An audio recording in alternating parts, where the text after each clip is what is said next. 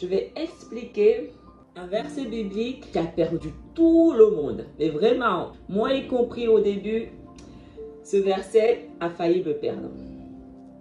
Et il s'agit de Jean 1. De Jean 1, le verset 1. C'est un verset, j'avoue que même moi, à mes débuts, j'ai eu du mal à comprendre. Et par la grâce de Yahuwah, au fur et à mesure, il me révèle, il m'enseigne, il m'éclaire. Maintenant, ce verset ne me cause plus problème parce que j'ai beaucoup de révélations et beaucoup de choses que je comprends. Ça fait un peu plus d'un an et demi maintenant que j'ai rené, que j'ai été sauvée, que j'ai obtenu la grâce. Donc, je suis encore plus ou moins ce qu'on appelle un bébé spirituel. D'accord? Donc, je sais que lorsqu'on débute, lorsqu'on est encore un bébé spirituel, c'est un verset qui peut nous perdre. C'est un verset qui a perdu beaucoup de personnes. Des millions et des milliards de personnes. Donc, on va l'éclaircir. On va lire différentes versions pour que vous voyez aussi comment c'est écrit dans différentes versions de la Bible. Donc là, on va lire la première version qui est Louis II. Au commencement était la parole. Et la parole était avec Dieu. Et la parole était Dieu. Elle était au commencement avec Dieu. Toutes choses ont été faites par elle, et rien de ce qui a été fait n'a été fait sans elle. Si nous lisons une version différente de 50-21, au commencement, la parole existait déjà. La parole était avec Dieu, et la parole était Dieu. Elle était au commencement avec Dieu. Tout a été fait par elle et rien de ce qui a été fait n'a été fait sans elle. Donc on voit que la parole existait déjà au commencement. La parole était avec Dieu et la parole était Dieu. Elle était au commencement avec Dieu. Rien que là déjà on voit que ça ne matche pas. Mais bon, continuons. La Bible du semeur dit: au commencement était celui qui est la parole de Dieu. Il était avec Dieu.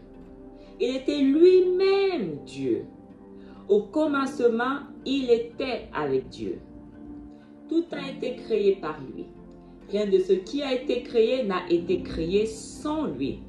Là, cette version, on comprend déjà que, ok, ce n'est pas la même personne. On voit deux identités. Mais les chrétiens disent qu'à cause de ce verset qui dit que la parole était lui-même Dieu, ça signifie que c'est le Père, le Créateur, qui est descendu sur terre. Bref, on va lire une version différente encore de A.L.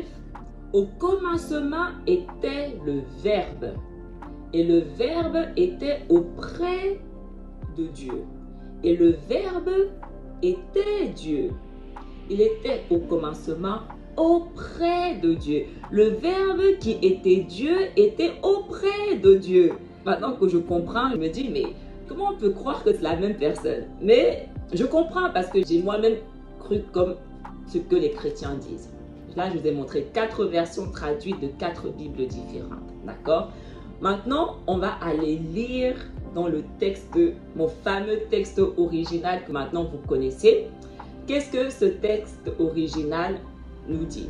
Au commencement était le fils d'Aloua. Là, on ne parle plus de parole, on ne parle plus de verbe. Au commencement était le fils d'Aloua. Le fils d'Aloua était à la fois avec Aloua. Et le fils d'Aloua était Aloua. Celui-ci était au commencement avec Aloua.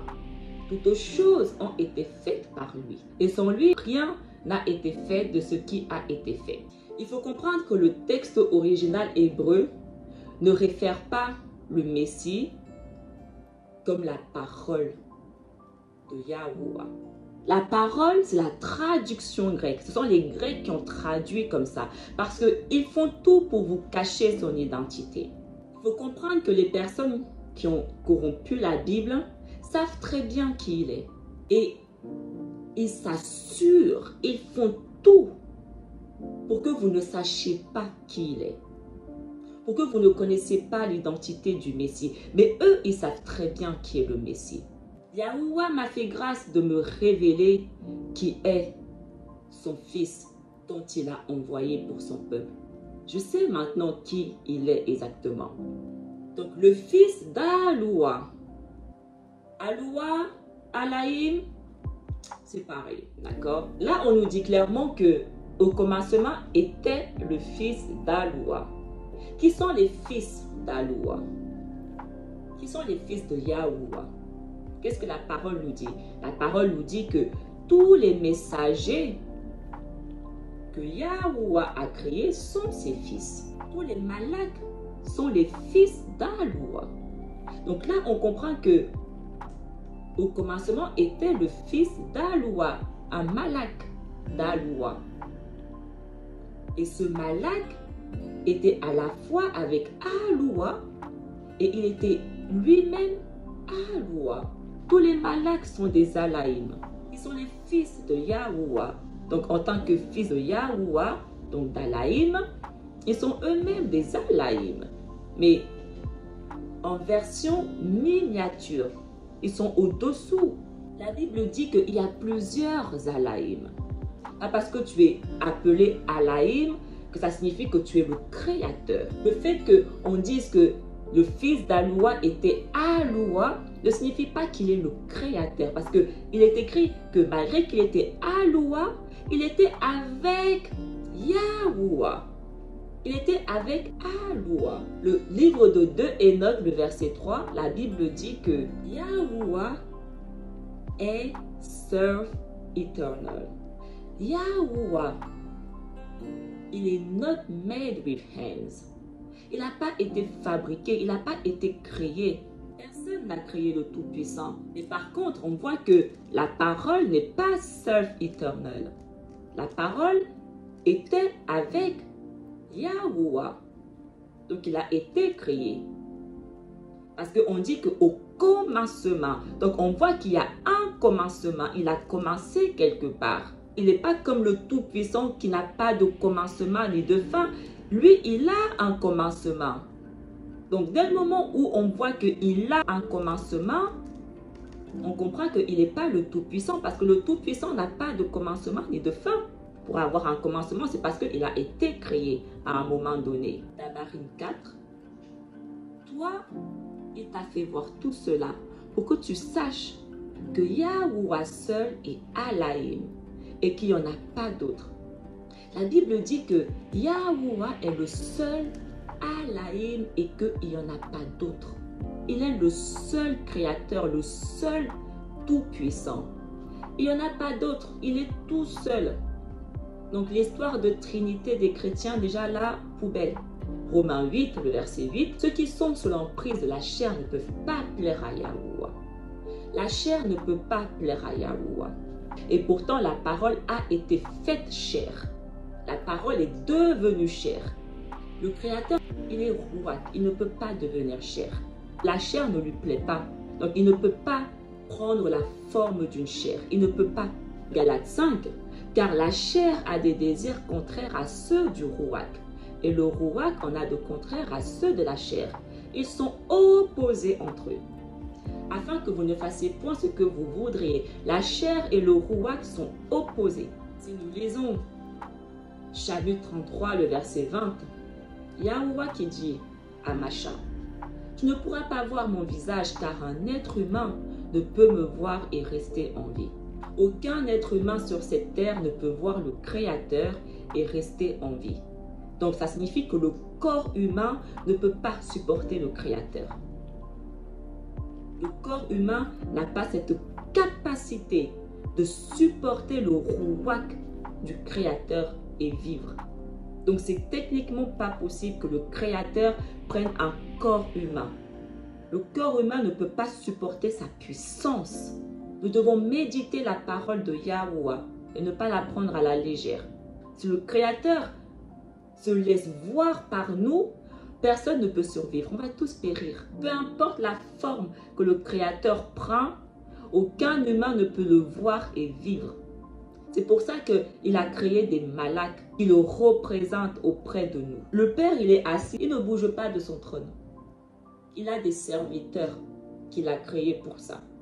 Il ne se déplace pas de son trône. Il parle et ses messagers exécutent.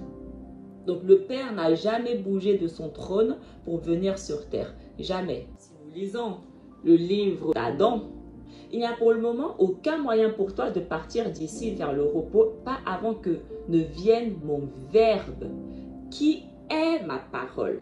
Donc si on remplace la parole par la vérité, qui est mon fils, pas avant que ne vienne mon élu, qui est mon fils. Alors, il t'ouvrira le chemin. Là, il ne dit pas que je viendrai moi-même et je t'ouvrirai le chemin. Il dit, mon fils que j'enverrai t'ouvrira le chemin et tu auras du repos.